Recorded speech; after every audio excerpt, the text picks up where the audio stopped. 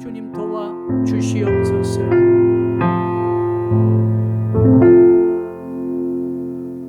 하나님 아버지, 이 밤에도 진리의 말씀으로 진정 우리의 좌표가 확실해지게 하여 주시옵소서.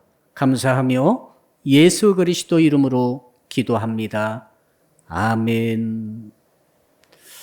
오늘 밤에 주시는 말씀을 찾아서 우리가 합독으로 봉독하도록 하겠습니다. 이사야서 23장 1절로 18절 전체를 천천히 한번 읽어보도록 하겠습니다. 구약 성경 992쪽을 펴주시기 바랍니다. 1절부터 마지막 18절까지를 읽을 때에 우리 같이 읽겠습니다. 시작. 두로에 관한 경고라. 다시스의 베드라. 너희는 슬피 부르짖을지어다. 두로가 황무하여 집이 없고 들어갈 곳도 없으며 이 소식이 기띔 땅에서부터 그들에게 전파되었음이니라. 바다에 왕래하는 시돈 상인들로 말미암아 부여하게 된 너희 해변 주민들아, 잠잠하라. 시월의 곡식 곧 나일의 추수를 큰 물로 수송하여 드렸으니 열국의 시장이 되었도다. 시돈이여, 너는 부끄러워할지어다. 대저 바다 곧 바다의 요새가 말하기를 나는 산고를 겪지 못하였으며 출산하지 못하였으며 청년들을 양육하지도 못하였으며 처녀들을 생육하지도 못하였다 하였습니다. 그 소식이 애굽에 이르면 그들이 두로의 소식으로 말미암아 고통받으리로라. 너희는 다시스로 건너갈지어다. 해변 주민아, 너희는 슬피 부르짖을지어다. 이것이 옛날에 건설된 너희 희락의 성 곧 그 백성이 자기 발로 먼 지방까지 가서 머물던 성읍이냐. 면류관을 씌우던 자요, 그 상인들은 고관들이요, 그 무역상들은 세상의 존귀한 자들이었던 두로에 대하여 누가 이 일을 정하였느냐. 만군의 여호와께서 그것을 정하신 것이라. 모든 누리던 영화를 욕되게 하시며 세상의 모든 교만하던 자가 멸시를 받게 하려 하심이라. 딸 다시스여, 나일같이 너희 땅에 넘칠지어다. 너를 속박함이 다시는 없으리라. 여호와께서 바다 위에 그의 손을 펴사 열방을 흔드시며 여호와께서 가나안에 대하여 명령을 내려 그 견고한 성도를 무너뜨리게 하시고 이르시되 너 학대받은 처녀 딸 시도나, 네게 다시는 희락이 없으리니 일어나 기띔으로 건너가라. 거기에서도 네가 평안을 얻지 못하리라 하셨느니라. 갈대아 사람의 땅을 보라. 그 백성이 없어졌나니 곧 아수르 사람이 그곳을 들짐승이 사는 곳이 되게 하였으되 그들이 망대를 세우고 궁전호로 황무하게 하였느니라. 다시스의 베드라, 너희는 슬피 부르짖으라. 너희의 경관성이 파괴되었느니라. 그날부터 두로가 한 왕의 연한 같이 70년 동안 잊어버린 바 되었다가 70년이 찬 후에 두로는 기생의 노래같이 될 것이라. 잊어버린 바 되었던 너 음녀여, 수금을 가지고 성읍에 두루 다니며 교묘한 곡조로 많은 노래를 불러서 너를 다시 기억하게 하라 하였느니라.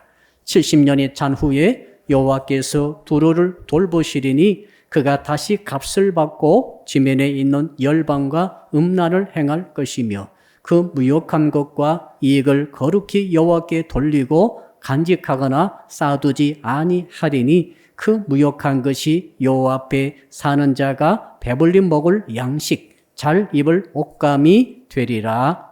아멘. 자, 오늘 주시는 말씀의 제목을 한번 따라서 하겠습니다. 보석을 가진 자가 아닌 보석이 되는 신앙을 가집시다. 우리 옆 사람 인사합시다. 보석을 가지려 말고 보석이 되십시오. 보석을 가지려 말고 보석이 되십시오. 예. 보석을 갖는 것은 물론 좋은 일입니다. 예. 정말 비싼 아름답고 예쁜 귀한 보석을 내 소유로 갖는다는 것은 기쁜 일이죠. 그런데 위험성이 있습니다.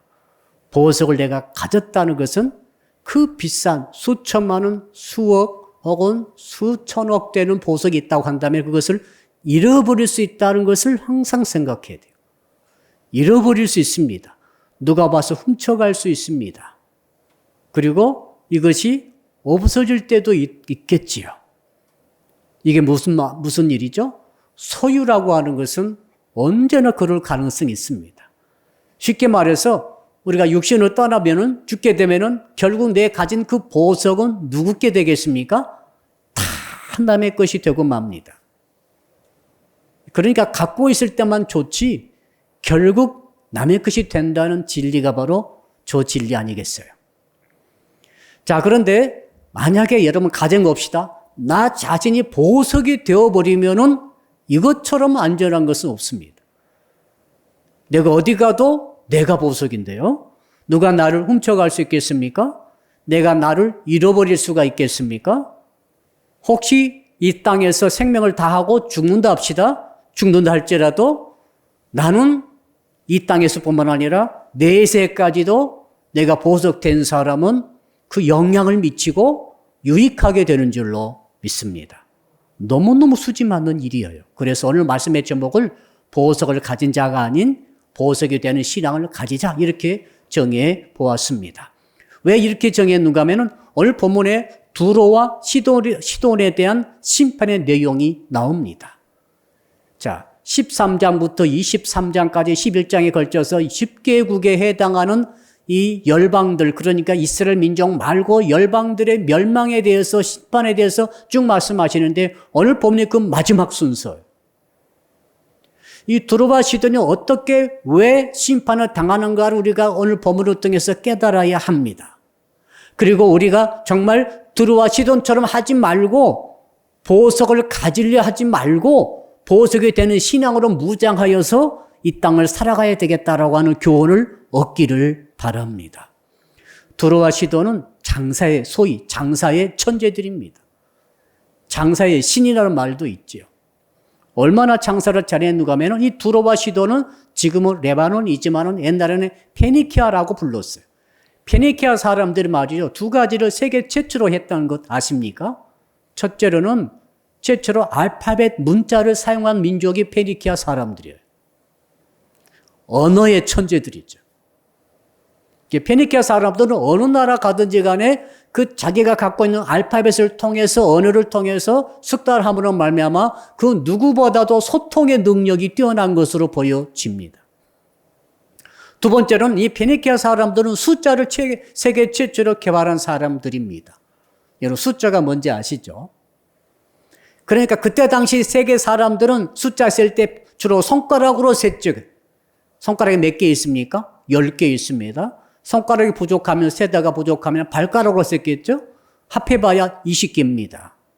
아무리 머리가 좋아도 20개를 10번 반복하면 200개죠? 200개 숫자 세기가 쉽지 않습니다, 이거. 헷갈리죠? 그래서 한 100개 세면은 헷갈리기 시작하는 거죠. 그러니까 장사를 못하는 것입니다. 그러나 이 페니키아 사람들, 이 두로와 시돈 사람들은 숫자를 개발해가지고 손가락과 아무 상관없이 얼마든지 개수를 세고 계산하고 이익을 계산하고 손해를 알 수 있고 예측할 수 있는 수학의 천재들이죠. 예. 자, 그러니까 누가 장사를 잘하겠어요? 이 페니키아 사람들은 따라올 자가 없는 거죠. 거기다가 이 두로와 시돈은 지중해 변에 있지 않습니까? 해변 도시 아닙니까? 그래서 옛날부터 이 페니키아 사람들이 지중해 전체를 무대 삼아가지고 마치 자기 앞마당처럼 들고 나오면서 지중해 변의 북아프리카 지역과 멀리 스페인까지 로마, 그리스, 이쪽 터키는 말할 것도 없고 그 다음에 중동아시아 전체를 아우르는 무역의 시장, 센터 역할을 했다는 사실입니다. 여러분 이렇게 되니까 어떻게 되겠어요? 오늘 또 본문에 나옵니다만 다시스로 간다고 말했어요. 다시스는 뭐냐면 스페인의 도시 이름입니다. 나중에 이 두로 시돈 사람들이 돈을 너무 많이 벌어가지고 다시스를 식민지로 사버렸어요. 그 다음에 애굽에도 시홀이라는 곳을 애굽의 상박주 하루에 애굽은 옛날부터 밀이 엄청난 고급의 밀이 나왔는데 그 밀의 집산지인 시오를 또 사버렸어요. 자기 식민지로 삼고 그걸 통해서 얼마든지 무역을 해서 모든 이 밀을 유통시키면서 전 유럽과 그때 당시는 전 세계가 이 지중해권이니까 전 세계 사람들에게 자기들의 밀을 기다리도록 만들었습니다. 두로 사람들이 움직이지 않으면 그쪽에 식량 파동이 일어나는 거예요. 이렇게까지 자기 위상을 높이면서 그 사이에 뭐가 있습니까? 자, 이 두로에서는 정말 현지 물품을 이제 뭐 목재라든지 또 염료라든지 또 이런 그 특산품을 아주 싼 값에 사가지고 그걸 배에 싣고 다시스로 갑니다. 스페인 갑니다. 거기는 아주 귀한 물건이 되는 거죠. 그래서 몇십 배를 붙여서 파는 거죠. 그리고 거기 가가지고 또 그쪽에서 가장 싼 값의 특산물을 다 사가지고 다시 두로로 와가지고 두로에서 또 몇십 배 붙여서 비싼 값에 파는 거죠. 이게 가장 기본적인 비즈니스 원리 아닙니까? 그래서 엄청난 재물을 축적하게 됩니다. 보석을 얻는 민족이 된 거죠. 너무너무 부유한 강대국이 됐습니다. 그러니까 인구는 적고 군사력은 적다 할지라도 돈은 세계 최고로 많은 민족이 바로 두로와 시돈 사람들이었다 그 말입니다. 자, 이렇게 돈이 많아지니까 어떤 일이 일어납니까? 자연스럽게 그 돈 때문에 돈을 의지하고 돈을 바라보고 돈을 추구하다 보니까 폐해가 나타나기 시작했어요. 오늘 본문에 그게 나옵니다. 그게 뭡니까? 하나님 의지하지 않고 돈을 의지함으로 교만해지게 되는 거죠. 이 교만 때문에 결국에는 하나님께서 심판하신다고 말씀하고 있습니다. 안타까운 일입니다. 저는 성도 여러분들이 주 안에서 돈을 많이 갖기를 축복합니다. 보석을 갖지 말라는 게 아니라 그 보석을 갖기를 축복합니다. 그러나 두로와 시돈 사람처럼 되지 않으려면은 그 갖고 있는 재물로 인해서 마음이 교만하지 않았으면 좋겠다 그 말이죠. 하나님께서 이사야 선지자 통해서 왜 이렇게 10개국에 해당하는 하나님의 백성도 아닌 열방의 이방인들의 민족의 그들의 그 멸망의 모습들을 심판당하는 모습들을 자세히 기록해 놓고 있는가 하면은 바로 유대 사람들에게 교훈으로 삼도록 하기 위함인 줄로 믿습니다. 자, 이제 유대 이야기를 봅시다. 유대 사람들이 가장 부러워했던 민족이 두로 시돈 사람들이었어요. 왜 그런가 하면은 유대는 말이죠. 예루살렘은 한참 내륙으로 들어와 가지고 완전히 산골짜기 분지처럼 되어진 곳에 세워진 성읍이 예루살렘 성읍입니다. 그곳에 하나님께서 정해 주신 거죠. 그곳에서 바로 이제 성을 쌓고 그곳에 동네를 이루면서 성전을 세우고 그곳에서 살아가면서 유대 왕국이 됐지 않습니까? 다윗의 유대 왕국이 예루살렘 중심으로 세워지지 않습니까? 하나님께서 정해 주신 것입니다. 교통이 불편해요. 수비하기는 괜찮아요. 산성이니까. 그러나 교통이 불편하고 그 다음에 자 외국의 문물들이 오고 가는데 시간이 걸려요. 옛날에는 무슨 뭐 자동차가 있습니까? 기차가 있습니까? 비행기가 있습니까? 전부 다 도보로 왔다 갔다 하고 타면은 낙타 타고 왔다 갔다 하는데 수레 타고 왔다 갔다 하는데 그 속도가 오직 느리겠어요. 그러나 들어오시던 사람들은 배 타면 바로 들어옵니다. 특히 들어오시던 사람들이 이 지중해를 전체를 자기 앞마당처럼 왔다 갔다 했기 때문에 어느 유럽이든지 아프리카든지 아시아든지 어느 곳에 있든지 간에 그곳에 새로운 문물을 바로 받아들이고 새로운 물건이 있으면 바로 받아들이고 새로운 정보는 제일 먼저 아는 사람들이 두로 사람들이죠. 그들이 입고 다니는 옷, 뭐 하고 있는 뭐 습관, 모든 그 행습, 문화가 말이죠. 요즘 같으면 세계 최고의 패션을 자랑하는 민족이 바로 두로와 시돈 사람들이었다 이 말이죠. 유식하기는 너무너무 유식하고 거기다 돈은 얼마나 많습니까? 써도 없어지지 않는 돈을 쌓아놓고 그래서 이 돈 많은 돈으로 두로 성을 쌓았는데 요새처럼 쌓아버렸어요. 어떤 적이 와도 몇 년간 끄떡없이 버틸 수 있는 모든 것을 다 갖춰진 요새로 성을 만들어 놓고 그렇게 장사하면서 언어를 구사하면서 오고 가면서 또 식민지도 개척하면서 그렇게 부를 쌓았던 민족이니까 이 유대 사람들은 자기가 생각해도 자기들은 산골짜기 촌뜨기 같았어요. 거기다가 말이죠. 돈도 많이 없어요. 유대 사람들은. 주로 목축을 많이 했지 않습니까? 돈이 많이 없어요. 무역이란 것을 그렇게 제한적으로 했기 때문에 그렇습니다. 그래서 두로 사람들 부러워하고 있었는데 특히 뭐 또 있었는가 하면은 자, 이 두로 사람들은 바알신을 숭배하던 중심지입니다. 오래전부터 바알을 최초로 숭배하며 섬겼던 민족이 두로 시돈 사람들인데 거기다가 전 세계 다니면서 각각의 민족들의 고유의 신들을 다 수입했어요. 왜 그런가 하면은 어떤 신은 어쩔 때는 어떤 신이 필요해요. 자, 코로나19처럼 만약 전염병이 있을 때는 병을 낫게 해준 신이 있으면 그 신을 수입해서 그 신을 숭배하는 거예요. 병을 빨리 나아야 되기 때문에. 늘 태풍이 치고 늘 바다가 사나워서 무역이 힘들면은 기후를 주장하는 신이 있으면 그 기후를 주장하는 신을 찾아서 그 신을 숭배하는 거죠. 무슨 말인가 하면은 이 두로 사람들은 범신론자예요. 물론 바알을 최고로 섬기지만 바알은 타산의 신이 아닙니까? 쾌락의 신이에요. 풍성한 물질 축복의 신이에요. 그거 섬기다가 그때그때 필요에 따라서 자기가 신을 선택해서 자기가 신을 만들어서 마음껏 섬기다가 필요 없으면은 제쳐두고 또 다른 신을 숭배고 이게 그러니까 이 신앙의 자유랄까요? 완전히 이런 신앙을 갖고 있는 사람들이 두로 사람들인데 유대 사람들은 그렇게 했다가는 큰일 나는 거예요. 사는 것도 산골짜기죠. 어느덧 그 히브리어 중심으로 이 율법 중심으로 철저하게 묶여가지고 안식일도 지키면서 걸리는 것은 너무너무 걸리는 게 많아요.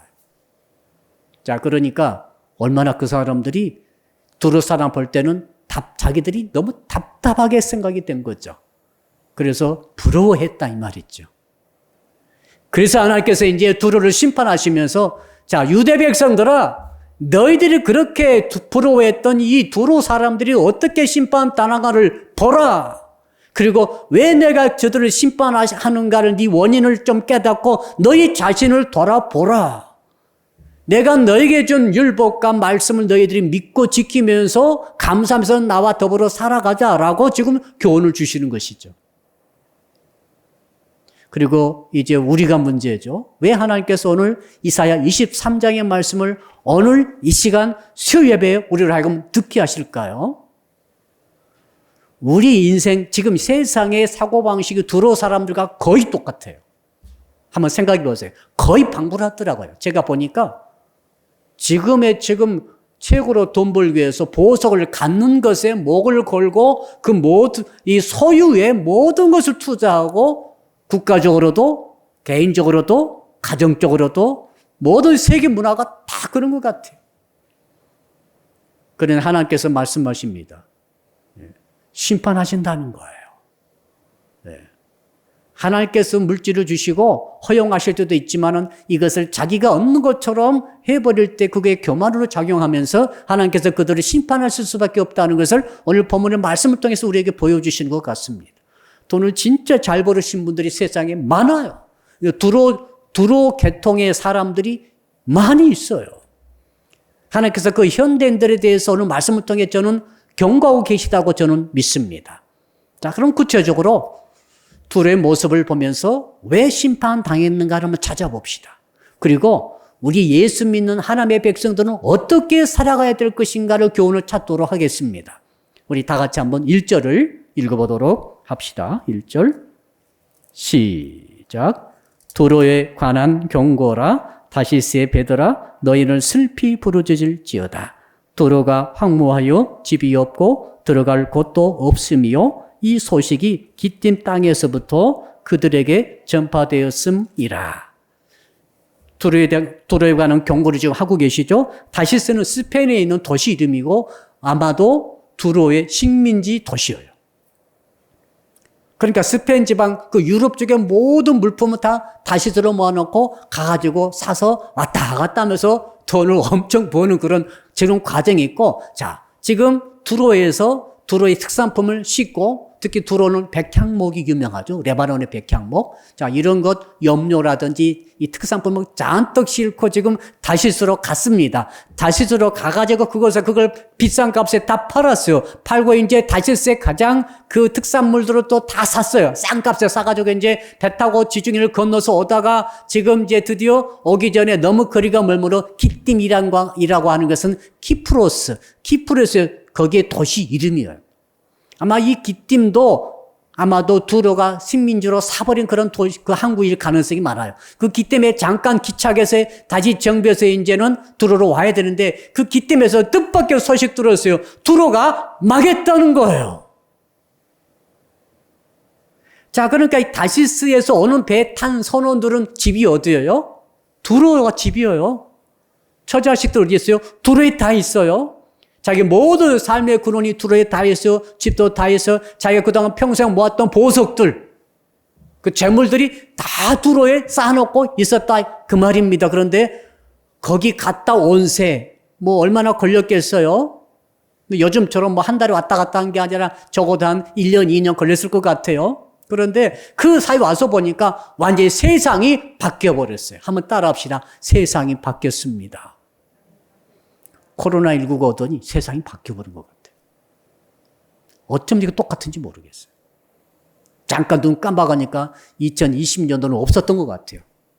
지금도 자꾸 2019년도 생각이 자꾸 나죠. 2019년도에 있었던 일들이 올해 있었던 일처럼 생각되고 올해는 아무 일 없었던 것 같아요. 이상한 현상을 제가 지금 경험하고 있어요. 작년에 했을까? 올해 했나? 막 이렇게 헷갈리기도 하고 말이죠. 그러니까 이 다시스도 오는 배는 전부 두로 사람들입니다. 그 사람들은 이 두로가 갑자기 망해가지고 어떻게 됐는가 하면 집이 한 채도 없대요. 그렇게 나와 있어요. 분명히 그렇게 나와 있죠. 집이 없어져 버렸어요. 그 훌륭하게 아름답게 보석으로 귀중품으로 치장해 놓고 부를 축적해 놓은 그 집들이 싹 사라져 버렸어요.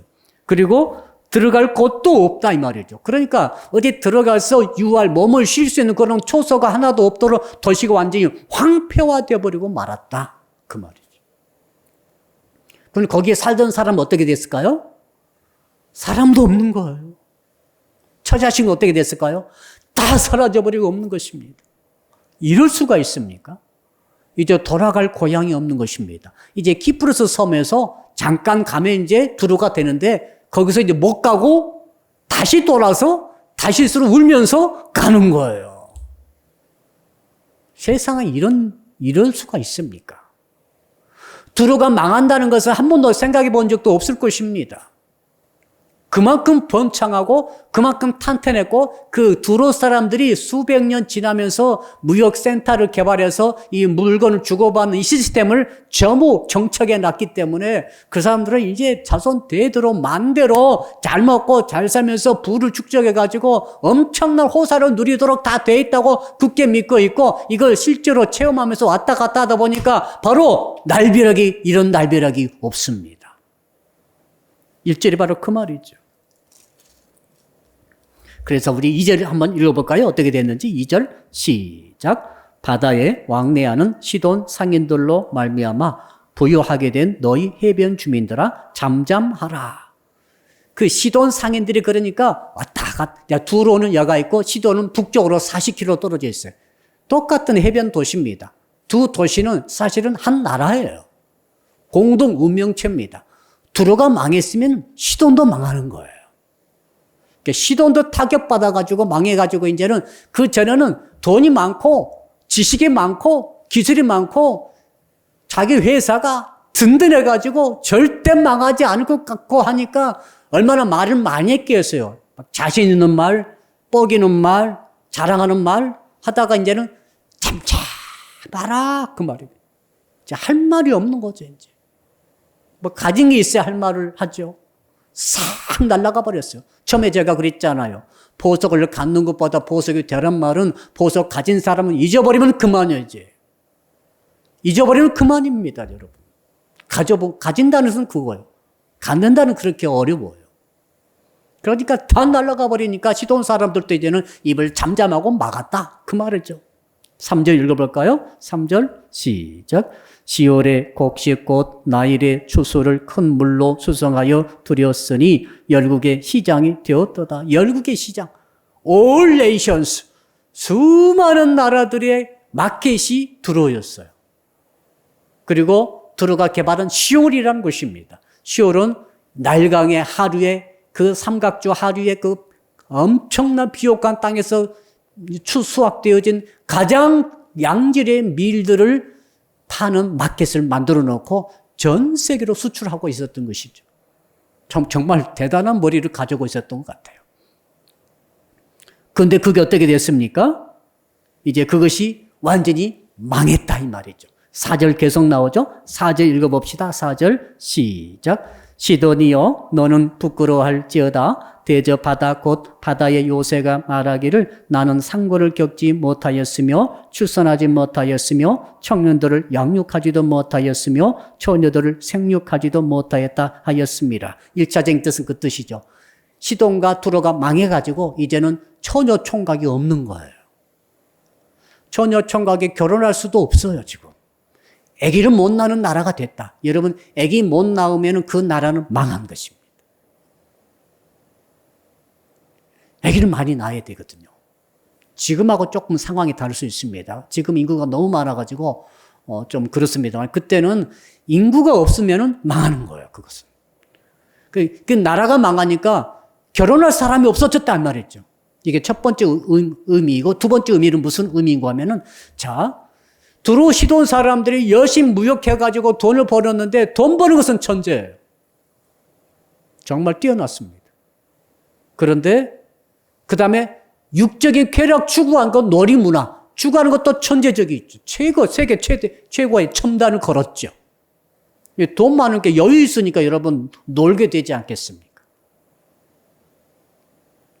근데 그러다 보니까 자녀들이 어떻게 컸겠어요? 어릴 때부터 돈이 너무 많아요. 흥청망청해요.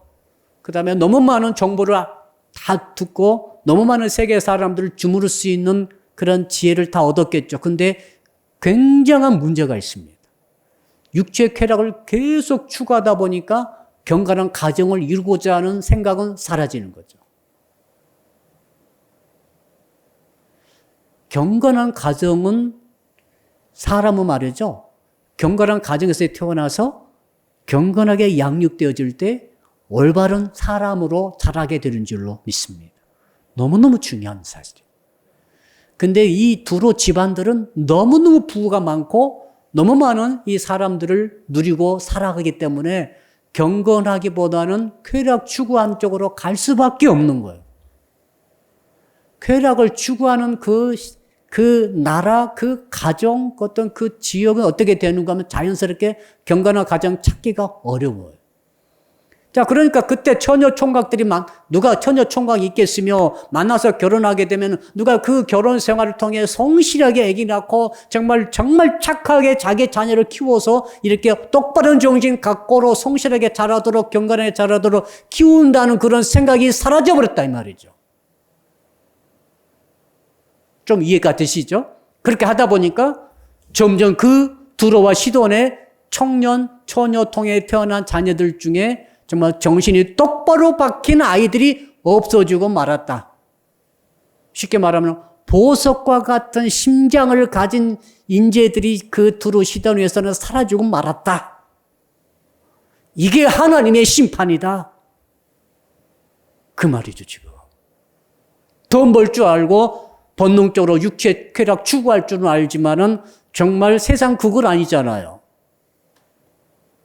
정말 수없이 많은 정말 진리에 입각한 그런 신실한 교육을 받지 못하고 양육되지 못함으로 그 말이 자꾸 나오죠. 거기 보니까 청년들을 양육하지도 못했다. 왜? 그 분위기가 그런 거죠. 물질 최고주의로 쾌락 최고주의로 가게 되면 누가 거기서 아기 낳고 고생하면서 성실하게 바람도 안 피면서 그렇게 경건하게 살면서 아이를 키우겠어요? 아무도 없어요. 그러니까 그 나라는 저주받는 거예요. 우리가 미국을 지금 주목하고 있습니다. 미국은 세계 최강의 나라입니다. 원래 그 미국에 세워질 때는 청교도들이 와가지고 종교 자유 때문에 와가지고 정말 눈물겹게 교회를 세웠죠. 자기 집 짓기 전부터 교회를 세웠고 정말 순교적 각오로 가지고 신앙을 지키면서 그 어려움 속에서도 미국이라는 나라를 건설했죠. 너무너무 훌륭한 믿음의 용사들이 미국에 굉장히 많아요. 그때가 17세기예요. 그러나 18세기 넘어가면서 19세기 되면서 요즘 들어서 미국이라는 나라는 정말 엄청나게 달라져 버렸어. 전부 다 그때는 학교 가면 말이죠. 십계명 딱 외우고 주기도원 외우고 기도를 시작하고 기도를 끝냈다고 하더라고요. 정말 그랬어요. 미국은 모든 학교가 공립학교가.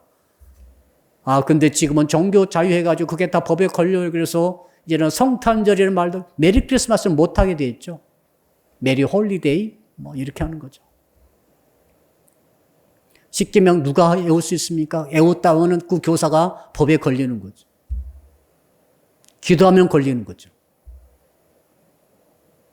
그러면서 오직 돈 중심으로 물질 중심으로 미국이 혹시 나가고 있는 것은 아닌가. 새로운 천박한 자본주의 센터가 미국이 되어버리고 그 결과로 미국의 장래가 염려가 될 수밖에 없습니다. 두루와 시대의 모습과 다를 게 뭐예요? 정말로 미국의 청년들 중에 아직도 많은 보수적인 기독교인 중에서 정말 경건하게 가정에서 키우면서 경건한 마음을 가지고 성경의 진리를 토대로 가지고 살아가고자 하는 청년들이 아직도 남아 있겠는가? 있겠죠. 아직도 보수층이 두껍다고 합니다만은 그러나 왕년에 비하면은 너무너무 지금 위기에 처하고 있다. 우리는 어떻습니까? 지금 이 문제를 주님께서 오늘 다루고 계십니다. 자, 5절 한번 읽어볼까요? 5절 시작. 그 소식이 애굽에 이르면 그들이 두로의 소식으로 말미암아 고통을 받으리로다. 애굽이 이르렀어요. 10월이 이르렀어요. 어떤 소식입니까? 두로가 망했다네. 여러분, 두로가 어떻게 망했는지 알려드릴까요? 아수르가 쳐들어왔습니다. 엄청난 대군 건드리고 쳐들어왔죠. 두로가 요새가 됐잖아요. 끄떡 없어요. 대군이 많으면 뭐합니까? 요새가 딱 돼가지고 끄떡하지 않는데 아무리 성을 부술 수 없는 구조로 딱 만들어가지고 근데 무려 14년을 포위하고 있었대. 여러분 10년 지나도 강산이 변하는데 14년을 포위하고 너 굶어 죽을래 말라고 이렇게 있으면은 어떤 성이 안 무너지겠습니까? 아수르도 대단합니다. 아수르는 세계적인 군대 강국이고 두로는 세계적인 경제 강국이에요. 이 두 나라가 붙은 거죠. 결국 힘을 쓰는 아수르가 이기고 두로를 함락해버리고 두로의 집을 한 채도 남기지 않고 없애버린 거예요. 이제 이 일이 확 터지니까 애굽으로 소식이 막 오죠. 키프로스로 오죠 소식이. 나중에 다시스로 가고 북부아프리카 카르타고까지 가고 전 세계에 흩어져 가지고 이제 자 두로의 무역상 때문에 돈 벌고 사던 사람들이 얼마나 많았겠어요. 그렇죠? 그들이 그 파트너들이 가서 막 울고 난리가 난 거죠. 우린 망했다는 거죠. 이제. 두로가 없어졌으니. 그렇다고 아수르가 무역하겠어요? 그 사람들은 무역 안 합니다. 무역할 그런 계제가 아니에요. 그들은 군대 보내서 다 차지해버립니다. 무역보다 훨씬 쉬워요. 훨씬 빨리 돈을 빨리 벌어요. 그 아수르 그런 스타일이 아수르는. 두로 사람들은 돈을 주고 받으면서 돈을 버는 스타일이고. 자, 지금 그 말이죠. 그래서 애굽 사람들이 슬피 운다 이 말이죠. 자, 6절 한번 읽어볼까요? 6절 시작. 너희는 다시스로 건너갈지어다. 해변 주민아 너희는 슬피 부르짖을지어다. 자, 이제 다시스로 가는 거. 거긴 내 집이 아닌데 이방 나라임에도 불구하고 이제는 갈 데가 없어요. 우리 나라가 없어졌다고 생각해 보세요. 얼마나 끔찍합니까? 일제 때 우리가 한번 없어졌던 때가 있었죠. 갈 나라가 없다는 거야 지금. 그래서 우리 국민들이 간도로 중국으로 세계로 막 흩어졌지 않습니까? 지금도 그 애들이 많이 살고 있어요. 자, 7절 읽어볼까요? 7절 시작. 이것이 옛날에 건설된 너희 희락의 성 곧 그 백성이 자기 발로 먼 지방까지 가서 머물던 성읍이냐. 희락의 성이었다는 거죠. 이 두로가 말이죠. 너무 엄청난 즐거움의 도시였죠. 생각해 보세요. 돈은 너무너무 많아요. 훔쳐거려. 그리고 사람들이 전부 시스템이 안정되어 있어요. 그 누가 건들 사람도 없고 전부 그 밀을 주고받기 때문에 모든 나라들이 두루한테 잘 보여야 되는 거죠. 밀값 2배 올리면은 식량 파동 나는 거죠. 그 도시 지역이, 그 나라가, 지방이. 그러니까 식량이 무기죠. 식량을 갖고 있는 최고의 어떻게 보면은 합리적인 권력을 갖고 있는 나라가 두루 아니었습니까? 그러니까 그 번산 두루는 얼마나 희락이 넘쳤겠어요. 근데 그것이 끝나버렸죠. 자, 그 다음에 이제 8절입니다. 이제 8절부터는 하나님께서 이제 왜 이 일이 있었는지 이유를 말해주고 있어요. 한번 따라 할까요? 이유를 잘 알아야 합니다. 성경을 통해서 하나님께서 우리에게 알려주시는 것은 이유를 말씀해 주시는 거죠. 주님, 우리나라가 왜 이렇습니까? 주님, 내 가정이 왜 이렇습니까? 주님, 내 인생이 왜 이렇습니까? 자꾸 우리가 주님께 여쭤보지 않습니까? 주께서는 어느 말씀을 통해 또 말씀해 주고 계시잖아요. 야, 두루마시더니 너희들이 왜 이렇게 된지 아니? 자, 유대 백성들아. 자, 너희들 지금 그렇게 두루 사람들 부러워했지? 그들의 패션을 부러워하고 최첨단 문화를 부러워하고 그들이 믿는 그 신조차 부러워했니? 하면서 두루가 왜 이렇게 멸망했는가를 이제 이유를 말해줍니다. 자, 8절 이유죠. 8절부터 9절까지 나오는데 우선 8절 같이 읽어봅시다. 시작. 멸관을 씌우던 자요, 그 상인들은 고관들이요, 그 무역상들은 세상에 존귀한 자들이었던 두루에 대하여 누가 이 일을 정하였느냐? 누가 정했습니까? 9절 읽읍시다. 시작. 만군의 여호와께서 그것을 정하신 것이라. 모든 누리던 영화를 욕되게 하시며 세상의 모든 교만하던 자가 멸시를 받게 하려 하심이라. 드디어 나왔습니다. 따라합시다. 교만을 욕되게 하려 하심입니다. 교만 때문에 그랬어요. 이 교만이 뭔가 하면은 두루는 그렇게 생각했어요. 내가 이렇게 잘 사는 것은 전부 내가 잘나서라고 생각했어요. 이게 정말 타당하게 생각됩니다. 지금 자, 사업 잘하시는 분이 계신다 합시다. 기가 막히게 사업 잘하시는 분 계십니다. 이렇게 지금 불경기를 할지라도 돈 버신 분들은 엄청나게 벌고 계세요. 아시죠? 많은 서민들은 지금 죽을 지경이지만은 이 와중에 돈 버신 분들은 어마어마하게 벌고 있어요. 혹시 그렇게 생각할 거예요. 야, 나 정말 뛰어나다. 코로나19가 100번 와도 나는 정말 살아남을 수 있겠어. 아, 나는 위기가 정말 기회야. 아, 나는 왜 이렇게 머리가 좋지? 아, 나는 정말 능력이 있어. 하면서 돈을 지금 막 긁어 모으고 있는 거죠. 두루가 그랬거든요. 여기에 대해서 에스겔 선지자가 정확하게 말하고 있습니다. 제가 잠깐 읽어드리겠는데 에스겔서 보게 되면 에스겔서 28장 2절로 6절 보게 되면은 두루의 교만이 사탄적인 교만이라고 에스겔 선지자가 정확하게 밝히고 있어요. 에스겔서 28장 2절 인자야 너는 두루 왕에게 이르기를 주 여호와의 말씀에 네 마음이 교만하여 말하기를 나는 신이라 내가 하나님의 자리 곧 바다 중심에 앉았다 하도다. 누구라고 그랬어요? 두루 왕이? 나는 신이라 그랬어요. 바다를 주무르고 있잖아. 나는 바다 가운데 앉아있는 해신이라. 우리나라도 해신 있었죠.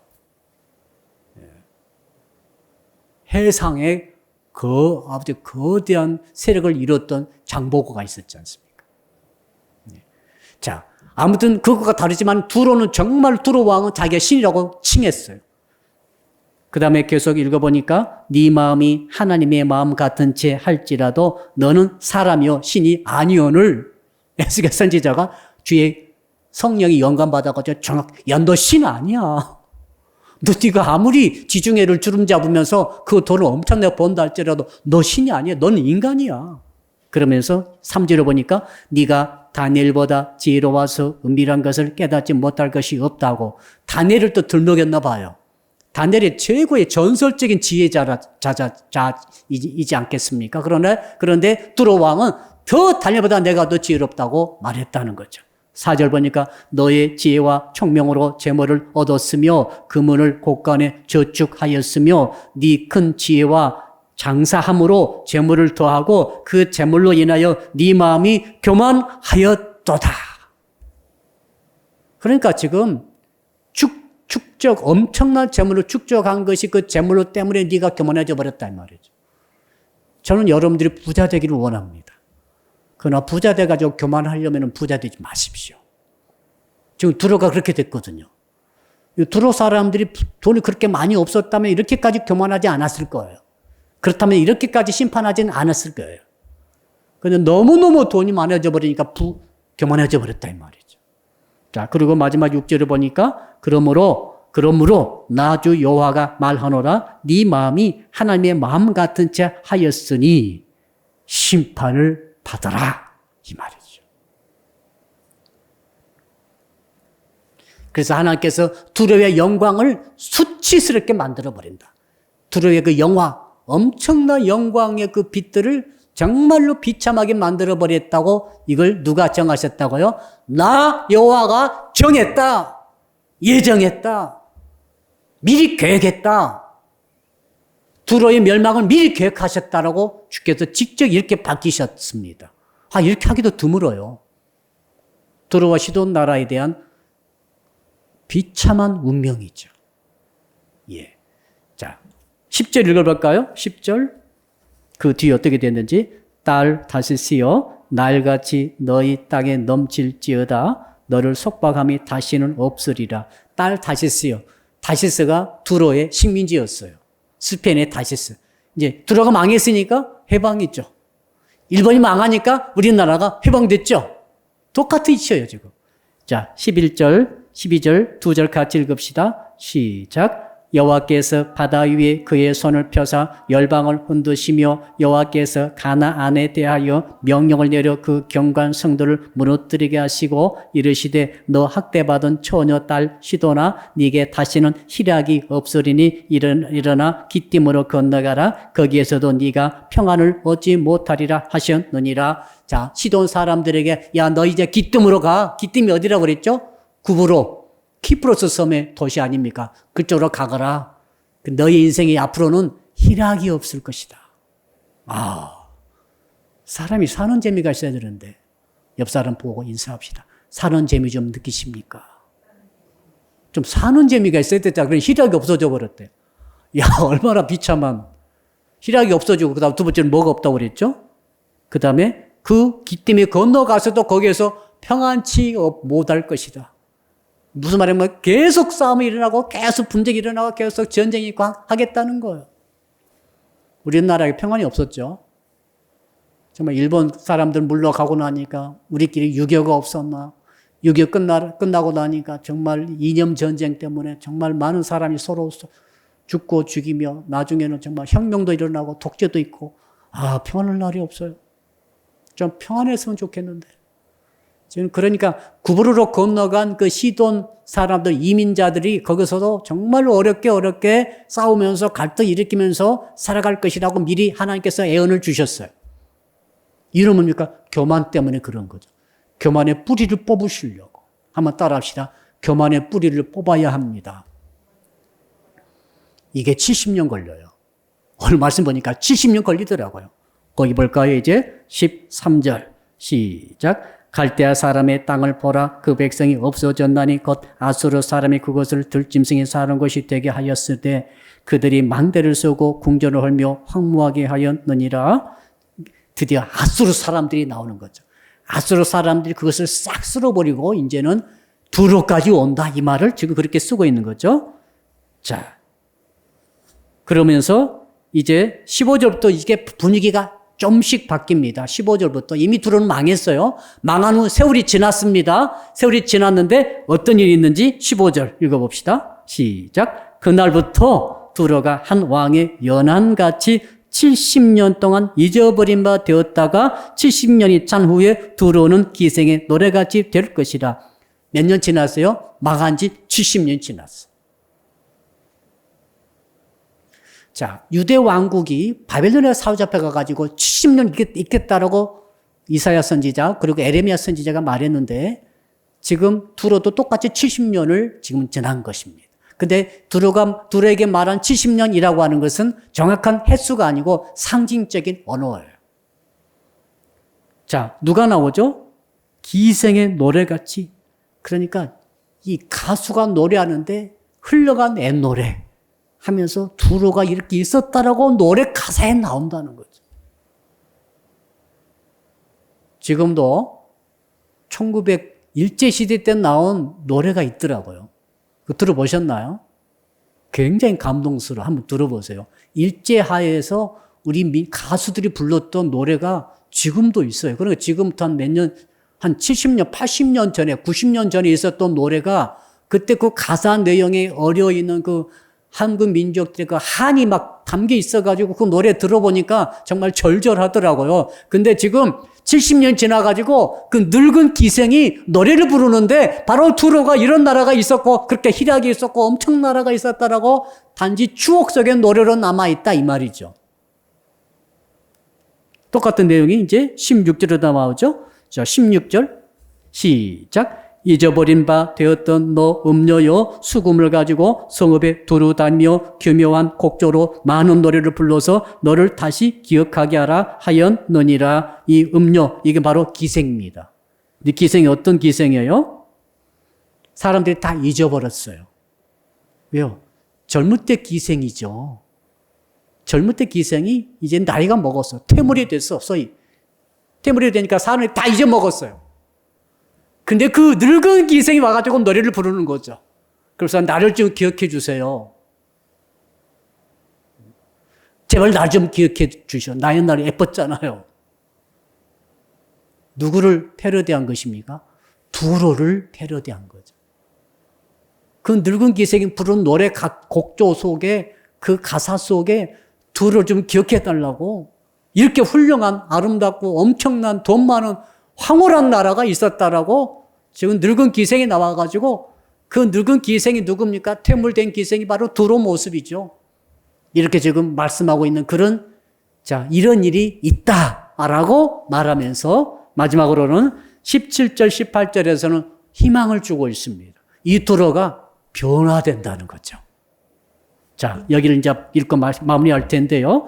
17절 읽어봅시다. 시작. 70년이 찬 후에 여호와께서 두로를 돌보시리니 그가 다시 값을 받고 지면에 있는 열방과 음란을 행할 것이며 여기서 열방과 음란 행한다는 말은 바로 무엇을 뜻하는가 하면은 돈을 주고받는 무역을 다시 시작한다.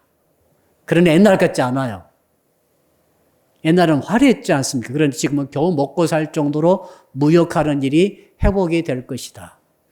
여러분 신약 성경에 두로 이야기가 나옵니다. 기억하시죠?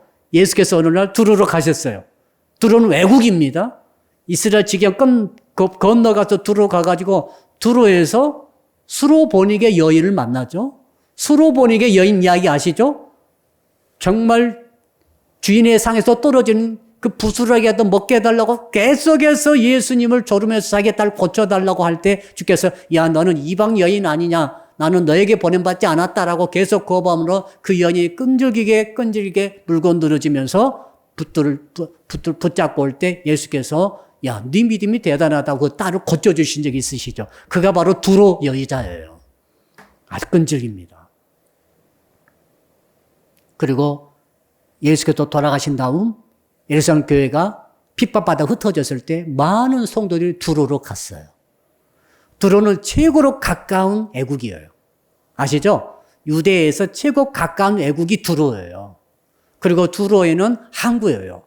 그러니까 비교적 치안이 느슨하고 안전하죠. 종교 자유가 아마도 보장이 된 것이 두로가 아닌가. 그래서 많은 성도들이 핍박해서 두로로 가죠. 두로에 많이 있었어요. 사도 바울의 편지에도 두로 이야기가 등장하고 있죠. 뭘 뜻합니까? 우리 하나님께서는 그렇게 교만한 두로를 치셔가지고 싹 흩으신 다음에 일정한 기간 70년 지난 후에 다시 추억 속에 무역을 회복하게 하고 도시가 다시 형성되게 하면서 나중에는 복음을 받아들이는 나라가 도시가 되게 하시는구나. 아주 사악한 도시라 할지라도 고린도도 에베소도 사악한 도시의 중심지 아닙니까? 우상숭배 중심지를 할지라도 복음이 들어가게 하시고 의외로 교회가 왕성하게 일어나게 하는 역사가 있는 것을 우리는 목격하고 있습니다. 바로 17절, 18절의 역사죠. 마지막으로 18절 한번 읽어볼까요? 18절 시작. 그 무역한 것과 이익을 거룩히 여호와께 돌리고 간직하거나 쌓아두지 아니하리니 그 무역한 것이 여호와 앞에 사는 자가 배불리 먹을 양식 잘 입을 옷감이 되리라. 그러니까 무역한 것을 번 돈을 자기 위해서 쓰는 게 아니라 하나님의 영광 위해서, 주의 자녀들 위해서, 주의 일꾼들 위해서 쓰게 된다. 두루가 벌어들인 물질을 하나님께서 일부를 하나님의 영광 위해서 쓰신다. 여기에 쓰임받는 두루의 사업이 될 것이다 라고 결론을 내려주십니다. 이야, 감동스럽습니다. 이제 결론적 적용을 내려봅시다. 사랑하는 성도 여러분, 보석을 소유하는데 인생을 허비하지 마세요. 왜 그렇습니까? 제가 이유를 알려드릴게요. 보석을 소유하기 위해서 인생을 다 써버리게 되면 어떤 일이 있는가는, 만약 재주가 좋고 능력이 돼가지고 정말로 돈을 번다 합시다. 정말 돈을 많이 벌었어요. 많이 벌면 어떻게 되는 건 내가 노력해서 벌었잖아요. 누구 돈이에요? 내 돈이잖아요. 나 재주 좋잖아요. 그렇죠? 그러니까 교만해지는 거죠. 내 돈 많아지고 내 능력으로 나 고생해서 내가 나보다 더 앞서서 잠 못 자고 머리 뛰어나가지고 정보 얻어가지고 돈 벌었다. 그러니까 번 돈 때문에 타락하는 거죠. 두 번째로는 이제 보석을 가지려고 노력했는데 돈을 못 벌었다 합시다. 좀 돈 못 벌으신 분 안 계시잖아요. 돈을 못 벌었어요. 원하는 만큼 못 벌었어요. 사업이 안 됐어요. 직장이 잘 안 됐어요. 지금 굉장히 힘들죠. 자, 안 되면은 어떤 일이 있습니까? 낙심이 되고 자꾸 번 사람을 비교하게 돼서 불행해져요. 그러니까 어차피 보석을 모으는 일에 관심이 없었으면 괜찮은데, 그럼 괜찮은 거예요. 그것은 자기가 취한 거니까. 그런데 보석을 얻으려고 정말 그 돈 잘 번 사람 이상으로 뛰고 난리를 치고 전부 인생 다 걸었는데 돈을 못 벌어버렸어요. 망해버렸어요. 가난해져 버렸어요. 그러면 어떤 일이 있습니까? 자꾸 비교되면서 불행해지는 거죠. 그 다음에 세 번째로는 끝까지 돈 벌려고 보석을 소유하는데 인생을 더 다 써버리는 거죠. 인생 너무 짧잖아요. 너무 짧지 않아요? 금방 지나가잖아요. 뭐하다 왔니? 보석 모으는데 평생을 다 소비해버리고 왔나이다. 내가 너에게 준 달란트, 시간, 건강, 그 무엇 어디다 썼니? 영혼 한 명 전도 제대로 못하고 몸내 교회 제대로 섬기지도 못하고 바쁘다는 핑계로 아무것도 못하고 오늘 보니까 죽어가지고 천국에 와서 주 앞에 딱 섰다 합시다. 아무것도 한 게 없는 거죠. 왜? 보석 소유의 목숨 걸면 그렇게 돼버려요. 이게 오늘 주시는 교훈입니다. 너무너무 중요한 교훈이에요. 그럼 어떻게 해야 됩니까? 한번 따라 합시다. 보석이 되기 위해서 힘씁시다. 보석이 돼야 됩니다. 보석이 된다고 해서 뭘 뜻하는가 하면, 보석은 예수 그리스도시죠. 예수님을 닮아가는 거죠. 성품에 닮아가고 속사람에 닮아가고, 이거 사도 바울께서는 디모데전서 보니까 경건의 능력이라고 말하고 있어요. 디모데전서 4장 7절 8절 읽고 마치겠습니다. 망령되고 허탄한 신화를 버리고 경건에 이르도록 너의 자신을 연단하라. 육체의 연단은 약간의 유익이 있으나 경건은 범사에 유익하니 금생과 내생에 약속이 있느니라. 금생에 약속이 있고 내세에도 약속이 있는 것은 뭡니까? 경건이다 이 말이죠. 경건이 뭡니까? 내가 주님을 닮아가는 거죠. 내가 보석이 되는 거예요. 말씀을 끊임없이 믿고 받아들이고 나를 말씀 속에 연단시켜서 내가 보석처럼 되어질 수 있는 인격이 된다고 한다면은 어떤 일이 있습니까? 세상 뒤집어져도 괜찮아요. 나 자신이 보석이니까. 나는 보석을 잃어버릴 수가 없어요. 내가 보석이니까. 아멘. 전쟁이 터져도 코로나19가 와도 사실은 보석이 되어버린 사람 말이죠. 보석이 된 사람은 말이죠. 잃을 것이 없어요. 뺏어갈 수 없어요. 세상이 보석을 뺏어가지 못해요. 언제요? 천국 가서도 천국 가서까지 내 생에도 유익하대요. 이 땅에서 보석으로 연단해가지고 자기 자신을 보석처럼 만든 사람은 천국 가도 전부 상급으로 완전히 변화가 된다는 것입니다. 그러나 보석을 갖는데, 소유하는데 평생 써버리는 사람은 아무것도 없습니다. 오히려 두루처럼 시돈처럼 심판을 당할 것입니다. 왜? 교만하기 때문에. 왜요? 시간을 다 써버렸기 때문에. 기도하겠습니다. 이제 오늘 주신 말씀 붙들고 우리 한번 이 1분 동안 통성으로 기도하겠습니다. 주여, 아버지 하나님, 이 시간에 주께서 보석을 소유하려고 하기보다는 보석같이 되라, 보석이 되라고 되는 신앙 가지라고 말씀하시니 오늘 말씀 통해 깨달았습니다. 두로와 시돈이 얼마나 휘황찬란한 무역상이며 얼마나 돈 버는 귀천재이며 얼마나 많은 영광을 누렸는가를 깨달았습니다. 그러나 그들이 가진 물질이 많음으로 말미암아 스스로를 신이라고 칭하고 스스로 힘과 스스로의 능력으로 이 모든 물질을 벌어들인 것처럼 그렇게 착각함으로 말미암아 하나님의 심판을 당했다는 것을 깨닫게 되었나이다. 주님, 정말 우리가 물질을 어떻게 벌었습니까? 아버지 하나님께서 허락하지 아니하시면은 그 누가 물질을 벌어들일 수가 있겠나이까? 코로나19 때문에 너무 어려운 상황 속에 돈을 벌었던 사람들이, 많은 사람들이 지금 돈을 벌지 못하고 있는 어려움을 겪고 있나이다. 아버지, 이 위기 속에서 하나님 오늘 말씀을 기억하게 하여 주시옵소서. 하나님이 허락하지 아니하시고 문을 닫아버리면은 바로 그날부터 우리는 아무것도 소유할 수 없게 된다는 것을 깨닫게 되었나이다. 그리함으로 보석을 갖는데 신경 쓰고 보석 갖는데 모든 것을 투자하기보다는 나 자신을 보석처럼 연단하고 보석처럼 경건의 능력을 소유하는데 내가 정말 보석처럼 변화되고 달라지고 신앙에 연단받아 훌륭한 믿음을 갖는데 모든 것을 집중하게 하여 주시옵소서. 그리하여서 상황이 변하고 시대가 변하고 노멀 시도로 완전히 상황이 시대가 달라졌다 할지라도 끄떡없이 잃어버릴 것이 없이 보석을 유지하며 간직하며 살아가다가 천국 가서까지 경건의 능력으로 유익함을 받는 저희들이 되게 하여 주시옵소서. 한 번만 더 기도합니다. 이번 주일에도 비대면으로 예배드립니다. 코로나19 상황이 심각합니다. 하나님, 코로나19 상황이 급속히 사라지게 하시고 소멸되게 하여 주시며 특히 사랑 믿게 모든 성도들을 보호해 주시고 지켜주시고 이 코로나19에서 어려움 당한 성도를 살 길을 열어주시고 진로를 열어주시고 어려움 속에도 낙심하지 않고 승리하게 해달라고 기도하고 마무리하겠습니다. 아버지 하나님, 이번 주일에도 비대면으로 온라인 통해서 예배드릴 때에 하나님이여 하늘 모시고 비록 온라인 통해 예배드린다 할지라도 은혜를 베풀어 주시옵소서. 은총 베풀어 주시옵소서. 말씀 통해서 예배 통해서 성령이 감동감화로 역사해 주셔서 살아계신 하나님이 어디에 계신 주님께서 은혜 베푸심을 깨닫도록 주님 도와주시옵소서. 대학 입시 때문에 기도하고 취업 때문에 기도합니다. 군대 때문에 기도합니다. 진로 때문에 기도합니다.